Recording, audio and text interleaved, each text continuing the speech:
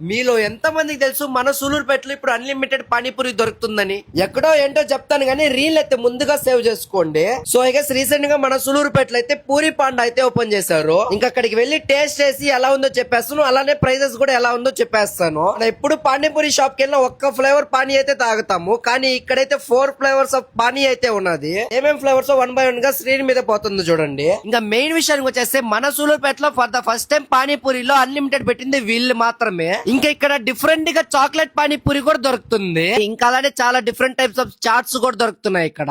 ఎప్పుడు పానీపూరి షాప్ కి వెళ్ళినా కూడా నిలబడే కదా తింటాము, కానీ ఇక్కడ మనం కూర్చొని కూడా పానీపూరి తినొచ్చు.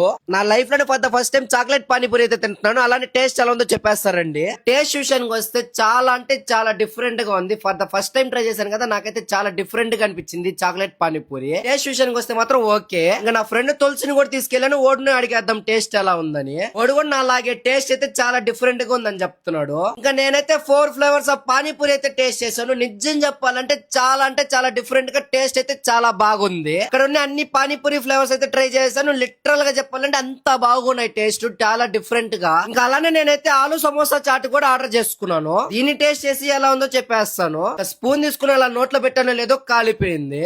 ఇంకా సమోసా చాట్ విషయానికి వస్తే మాత్రం కూడా చాలా బాగుంది. ఇంకా దీని ఎగ్జాక్ట్ లొకేషన్ విషయానికి వస్తే సూలూరుపేట షార్ బస్ స్టాండ్ ధృవ అపార్ట్మెంట్స్ ఆపోజిట్ ఉంటది పూరి పాండా అని. అయ్యో ప్రైజెస్ చెప్పేది మర్చిపోయినా, స్క్రీన్ పైన కనిపిస్తుంది కదా అదే ప్రైజెస్. మీకు ఎప్పుడైనా ఈవినింగ్ టైమ్ లో పానీపూరి తినాలనిపిస్తే పూరి పాండాకి వెళ్ళి ట్రై చేయండి. అదనమాట matter. Okay, by by darlings.